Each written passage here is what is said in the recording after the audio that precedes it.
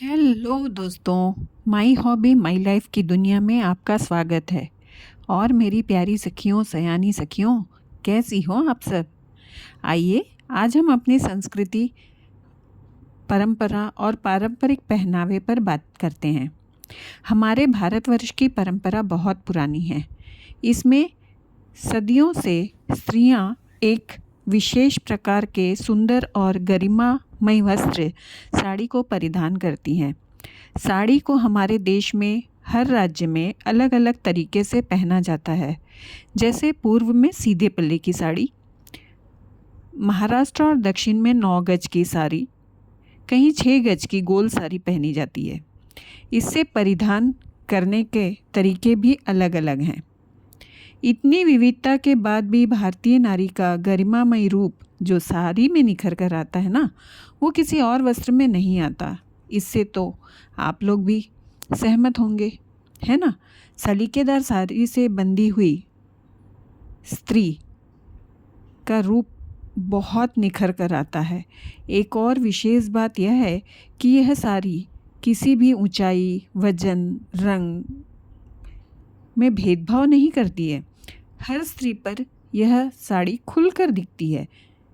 यहाँ मेरा उद्देश्य किसी अन्य परिधान को हेय दिखाना या उसकी कमी या बुराई दिखाना नहीं है, ये ज्ञात हो।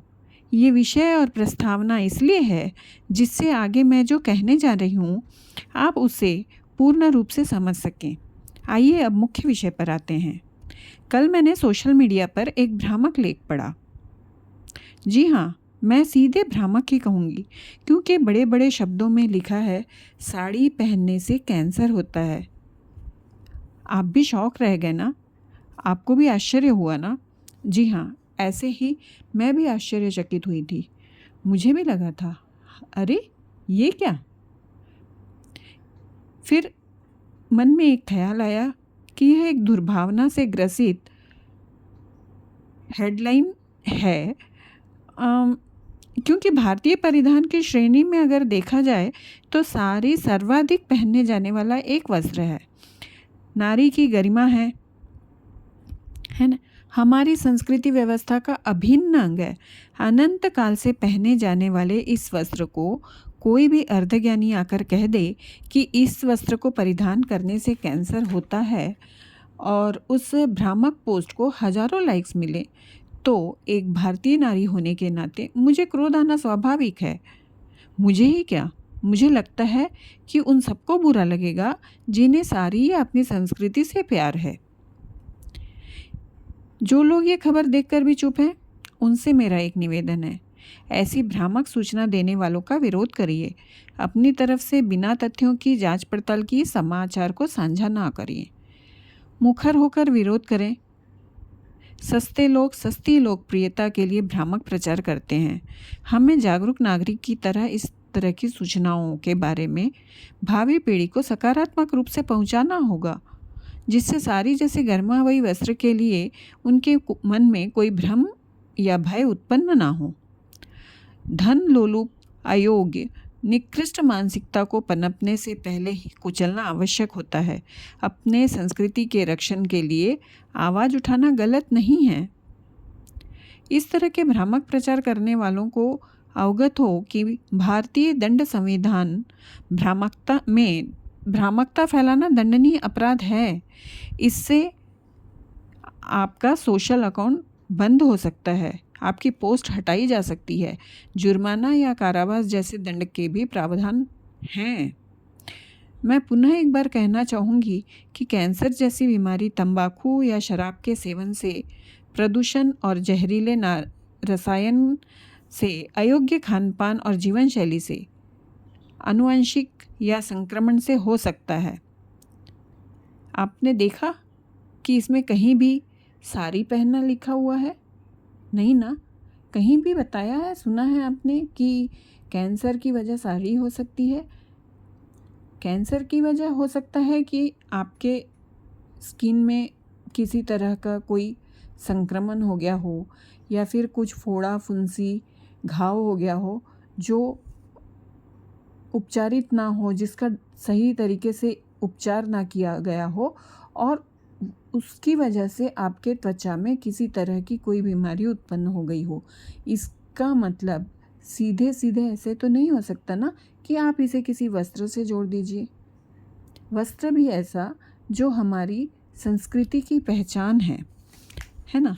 मैं जो कह रही हूँ आप सब लोग शायद उससे ज़रूर सहमत होंगे।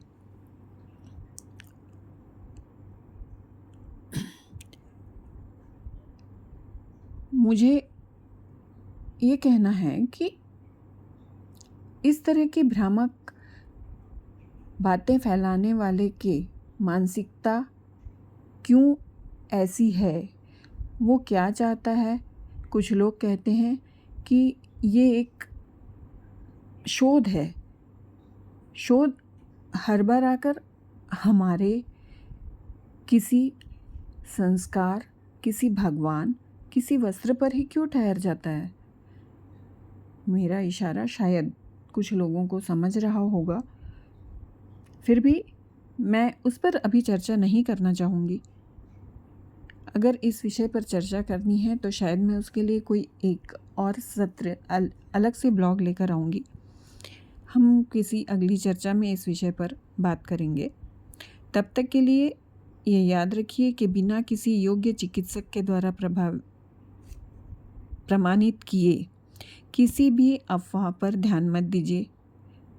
ऐसे पोस्ट को आप साझा ना करें। हो सके तो विरोध करें। अपनी संस्कृति और सभ्यता पर गर्व करें। पारंपरिक परिधान हमारी पहचान है, ना कि बीमारी की जड़। दूसरी बात, किसी भी चिकित्सक के परामर्श से ही अपनी चिकित्सा करवाएं, अपना उपचार करवाएं। किसी भी तरह के भ्रामक पोस्ट को पढ़कर अपनी कोई भी विचार को पक्का ना करें। अफवाहों से बचें, जागरूक बनें और दूसरों को भी जागरूक बनाइए। मेरे विचार अगर आपको सही लगे हों तो कमेंट और लाइक कर मुझे अवश्य अवगत कराएं। धन्यवाद। ओम नमो नारायण। मिलते हैं ऐसे ही किसी रोचक विषय के साथ। तब तक अपना ध्यान रखें, सजग रहें, स्वस्थ रहें। धन्यवाद।